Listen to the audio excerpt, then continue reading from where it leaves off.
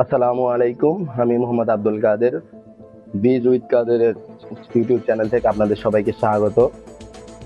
আজকে আমি আপনাদের জানাবো যে আমি আমার ছোট ছোট ব্যবসাগুলো কিভাবে দাঁড় করেছি, কিভাবে রাইড শেয়ার প্ল্যাটফর্ম থেকে এসে আমি ৩টা নতুন ব্যবসার মধ্যে নিজেকে নিয়োজিত করেছি। ব্যবসায়িক অ্যাডভাইজার বা উপদেষ্টা হয়েছি এবং পরবর্তীতে নিজস্ব ব্যবসা প্রতিষ্ঠান খুলেছি এবং অন্যান্য ছোট ছোট ব্যবসায় কিভাবে রান করতে হয় সে পরামর্শদাতা হিসেবে কাজ করছি।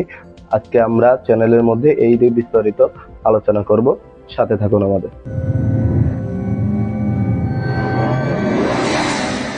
আপনারা যারা আমাদেরকে চেনেন বা আমাকে চেনেন, আমি বর্তমানে ঢাকা বিশ্ববিদ্যালয়ে পড়াশোনা করছি। MAK ব্লগসে থাকাকালীনও আমি আপনাদেরকে আমার ব্যক্তিগত জীবন সম্পর্কে বলেছি। আমি ঢাকা বিশ্ববিদ্যালয়ের ইসলামিক স্টাডিজ বিভাগে অধ্যয়ন করছি। তো আমার ব্যক্তিগত উঠে আসা সম্পর্কে আপনারা কম বেশি হয়তো জানেন যে আমি পাবনার একটি প্রত্যন্ত গ্রাম থেকে বর্তমানে ঢাকা বিশ্ববিদ্যালয়ে এসেছি।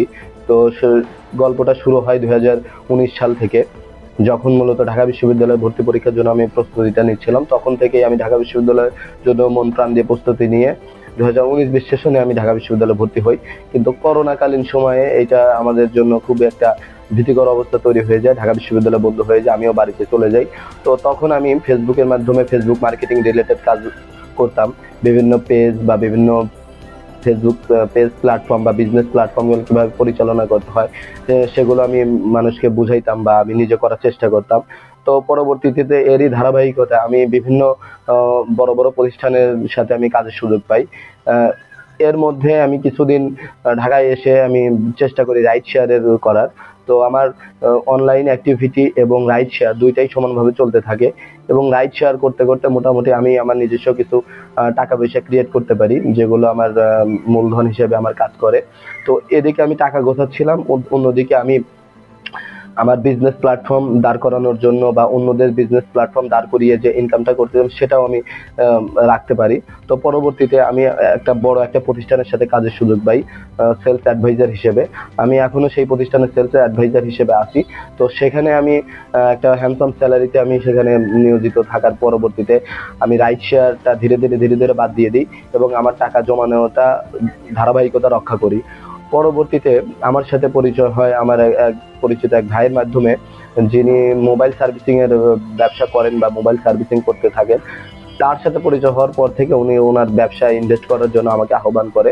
তো আমার তখন অল্প কিছু টাকা ছিল, তো আমি আরো কিছু ধার বা লোনের মাধ্যমে কিছু টাকা জমাই। তো পরবর্তীতে আমি একটা নিজস্ব প্রতিষ্ঠান শুরু করি স্মার্ট গ্যাজেট নামে। তো এই প্রতিষ্ঠানটা এখনো রান হয়ে আছে। তো এটা ছিল আমার প্রথম ইনভেস্টমেন্ট যেখানে আমরা ইনভেস্ট করি। এর পাশাপাশি আরো একটা ইনভেস্ট করেছিলাম যেটা আমার অবশ্য ফেল হয়ে গেছে, যেটা পার্সেল এক্সপ্রেস নামে আমাদের একটি প্রতিষ্ঠান ছিল, যেটা পরবর্তীতে আমরা বন্ধ করে দিই আমাদের দক্ষ জনবলের অভাবে। তো পরবর্তীতে এটা বন্ধ হওয়ার পরে মোবাইল সার্ভিসিং এবং মোবাইল গ্যাজেট বিক্রি করার পিছনে আমি ইনভেস্ট করি। তো এটা করতে করতে একটা দীর্ঘ একটা অভিজ্ঞতা হলো কিভাবে ব্যবসা পরিচালনা করা উচিত বা কিভাবে ব্যবসা রান করা উচিত, এই অভিজ্ঞতা হলো। এরপরে আমি আবারও অন্য কোনো ব্যবসা, যেখানে ব্যবসা আসলে একমুখী বা একটা ব্যবসা দিয়ে আপনি বর্তমান সিজনে চলতে পারবেন না, কোনটা সাকসেস হবে কোনটা ফেইল হবে এটা আপনি বলতে পারবেন না। এই জন্য আপনার চতুর্দিকে লক্ষ্য রাখতে হবে কোনটা কখন চলে। তো আমি প্রথমে যে ব্যবসাটার সাথে অ্যাডভাইজার হিসেবে ছিলাম সেটা ছিল একটা স্টিল রিলেটেড কোম্পানি। তো স্টিল রিলেটেড কোম্পানি হওয়ার সুবাদে আমার স্টিল জগতে সব ধরনের ম্যাটেরিয়ালসের সাথেই আমার পরিচয় বাড়ে।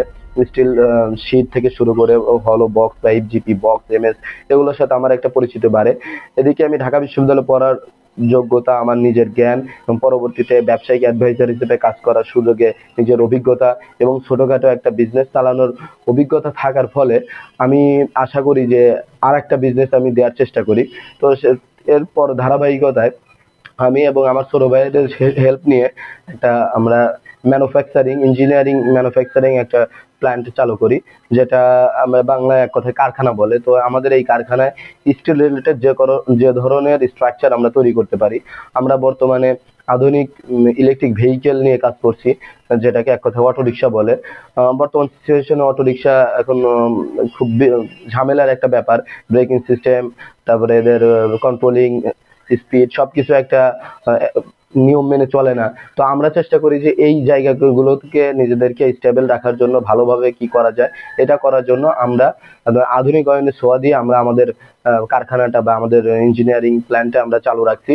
তো আমাদের এখানে এখনো বিজনেস এটা এখনো রানিং আছে, সাথে সাথে আমাদের মোবাইল সার্ভিসিং এর ব্যাপারটাও রানিং আছে, এবং আমরা অদূর ভবিষ্যতে এইটাকে আরো এক ধাপে এগিয়ে নিতে, যে ইলেকট্রিক ভেহিকেল গুলো কিভাবে আপডেট করা যায় সেই লক্ষ্যে আমরা কাজ করছি।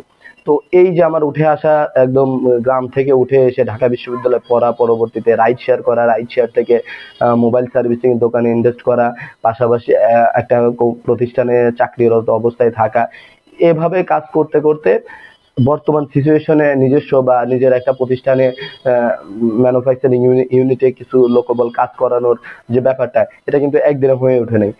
আমি আপনাদের সাথে সামনে যেভাবে কথা বলছি বা যেভাবে সহজ উপস্থাপন করছি, ব্যাপারটা কিন্তু এতটাও সহজ সরল ছিল না।